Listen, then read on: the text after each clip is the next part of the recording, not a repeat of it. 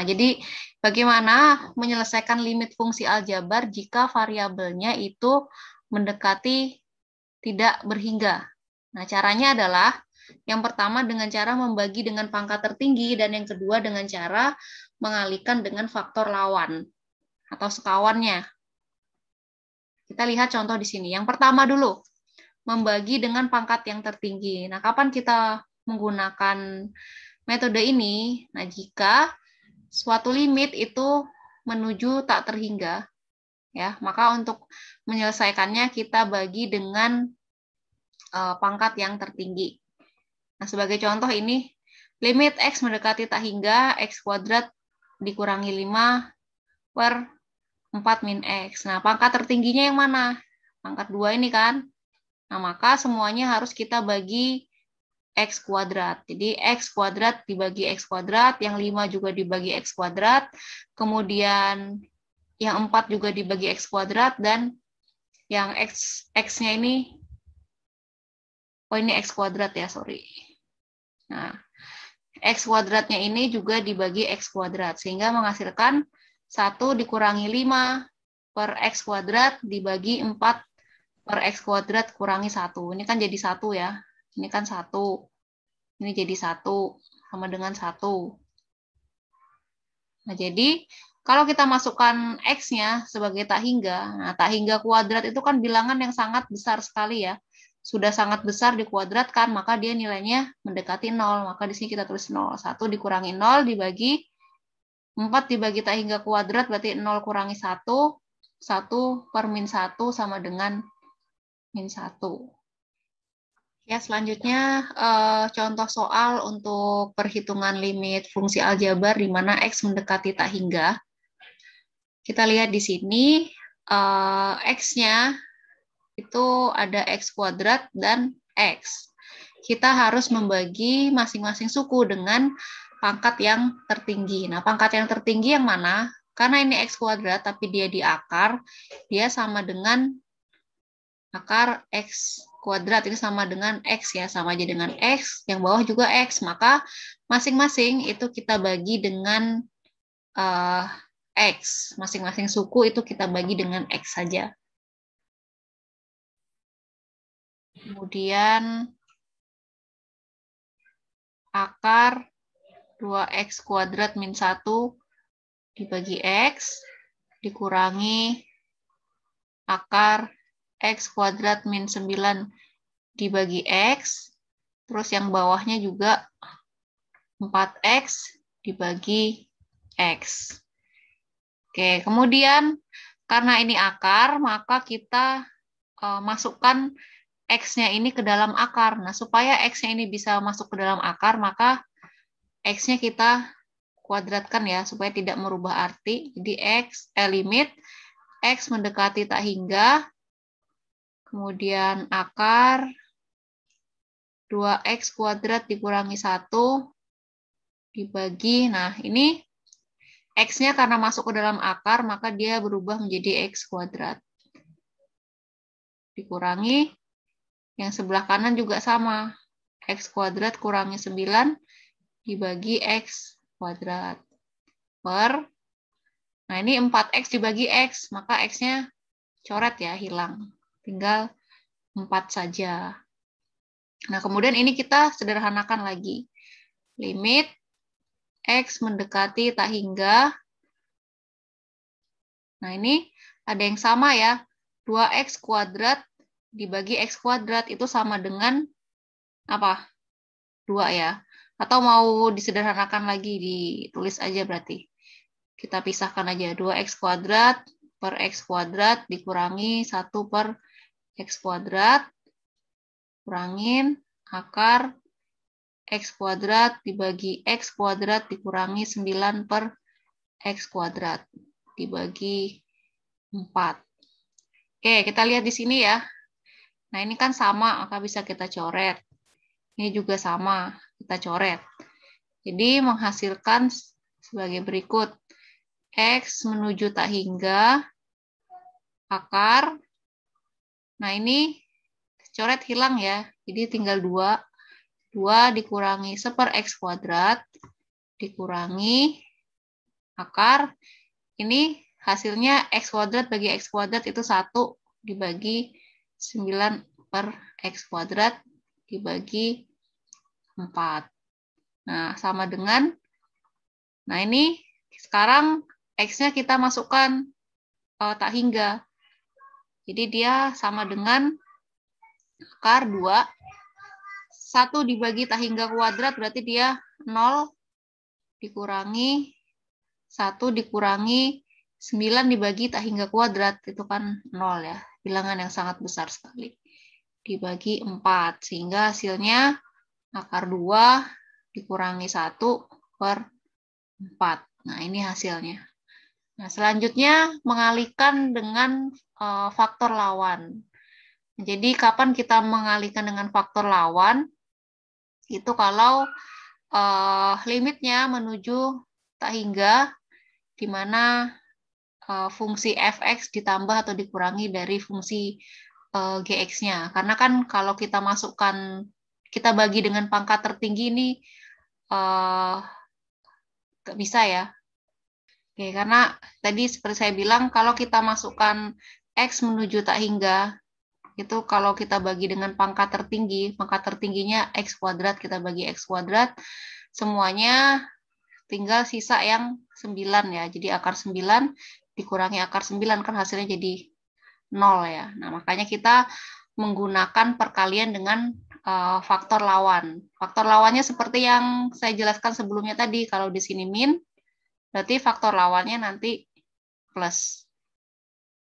Nah, kemudian yang dikalikan pembilang dan penyebutnya ya, walaupun ini cuma pembilang aja tidak ada penyebut, maka dia harus dikalikan faktor lawan di mana ada pembilang dan penyebutnya.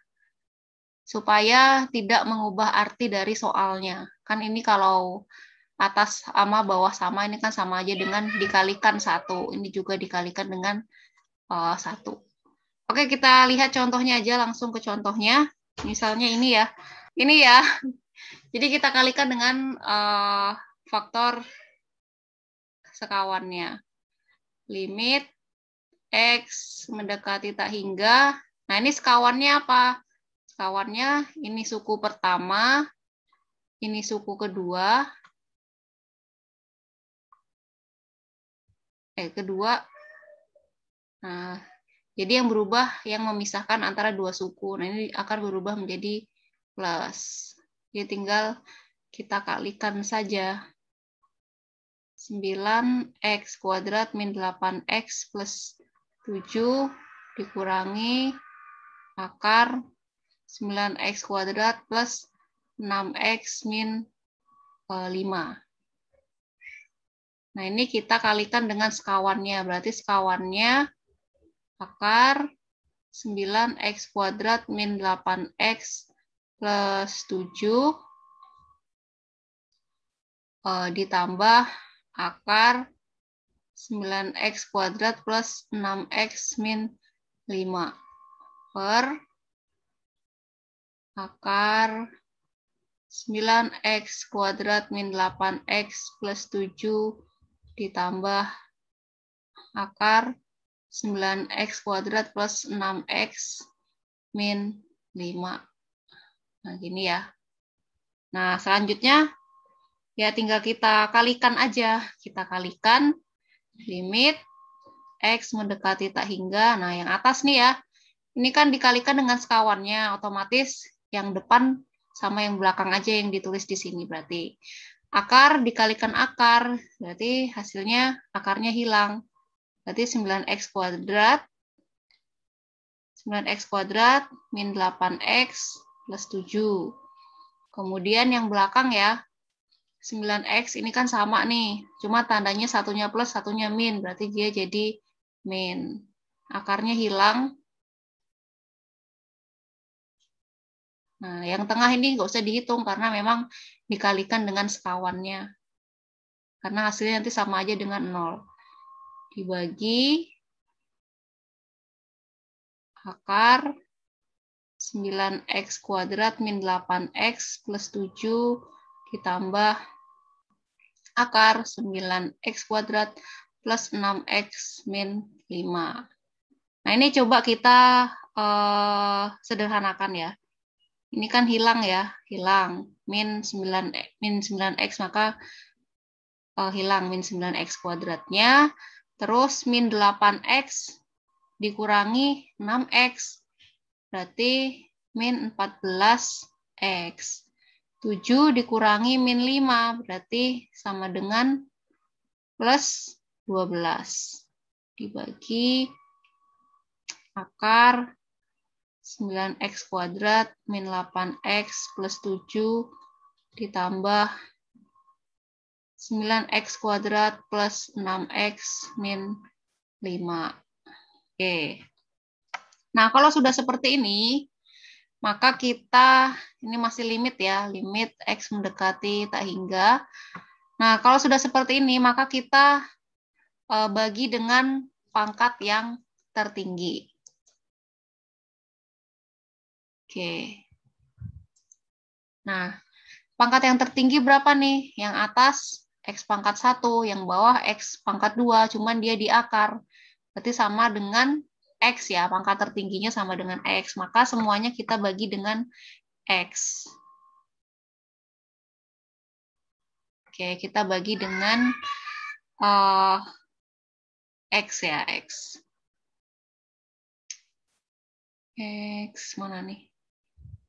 Min 14X dibagi X, ditambah 12 dibagi X, dibagi akar 9x kuadrat dibagi x kuadrat, atau biar lebih mudah seperti ini aja. Akar 9x kuadrat min 8x plus 7 dibagi x, ditambah akar 9x kuadrat plus 6x min 5 dibagi X. Nah, ini X-nya supaya masuk ke dalam akar, maka dia harus dikuadratkan. Sehingga menghasilkan limit X mendekati tak hingga. Ini saya coret ya, karena X-nya sudah sama, berarti min 14 ditambah 12 per X dibagi, nah ini X-nya masuk ke sini, ke akarnya. Jadi 9x kuadrat per X kuadrat dikurangi 8x per X kuadrat ditambah 7 per X kuadrat. Yang kanan juga sama. 9x kuadrat dibagi X kuadrat ditambah 6x per X kuadrat dikurangi 5 per X kuadrat. Sama dengan limit X mendekati tak hingga min 14 ditambah 12 per X dibagi, nah ini kan sama ya, X kuadratnya bisa kita coret di akar 9 plus X dibagi X kuadrat, berarti tinggal 8 per X ditambah 7 per X kuadrat ditambah akar. Nah, ini kan coret ya, berarti tinggal 9 ditambah X dibagi X kuadrat, kan X kali X, masih tinggal X. 6 per X dikurangi 5 per X kuadrat.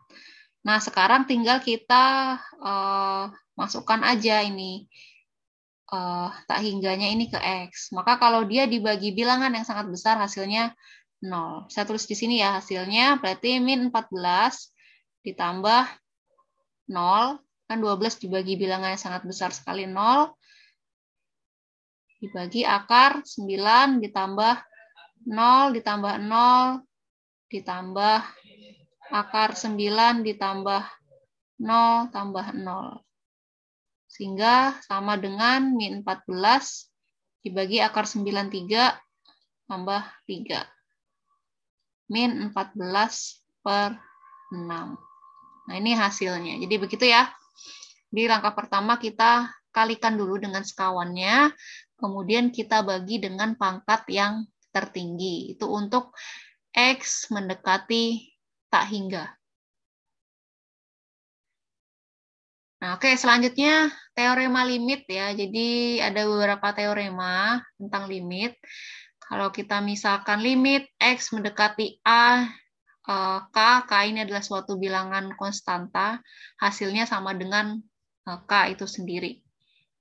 Oke, misalnya limit X mendekati 2, 5. Ya, berarti limitnya itu nilainya 5. Terus teorema yang kedua, limit X mendekati A, X sama dengan A. Ini contohnya limit X mendekati 1, X. Nah, berarti X-nya kita ganti 1. Nah, hasilnya kan sama. Oke. Kemudian untuk penjumlahan, limit fungsi fx ditambah fungsi gx. Itu sama aja dengan limit dari fx-nya ditambah limit dari fungsi gx-nya. Maka bisa kita pisahkan ya untuk penjumlahan. Begitu pula dengan yang pengurangan. Nah, kalau limit X mendekati A, fx kurangi gx sama aja dengan limit fx dikurangi dengan limit gx-nya. Nah, kemudian untuk yang perkalian dengan konstanta, jika dikalikan dengan fx, maka k-nya bisa kita tarik keluar juga. Kita cari limit fx-nya dulu, baru dikalikan dengan k. Untuk perkalian juga sama, bisa kita pisahkan ya. Limit fx dikalikan limit gx. Pembagian juga sama, limit fx dibagi limit gx. Dengan catatan yang bawah ini tidak boleh sama dengan 0. Kemudian untuk pangkat juga sama, misalnya limit fx pangkat n. Nah, maka bisa kita cari dengan mencari limit dari fx-nya dulu, baru kita pangkatkan terakhir dengan n. Untuk akar juga sama ya, akar pangkat n, maka limit dari akar pangkat n fx, maka bisa kita cari dengan mencari limitnya dulu, limit dari fx, baru kita akarkan. Nah, terakhir kita akarkan. Nah, ini teorema-teorema tentang limit. Oke, mungkin demikian untuk materi limitnya.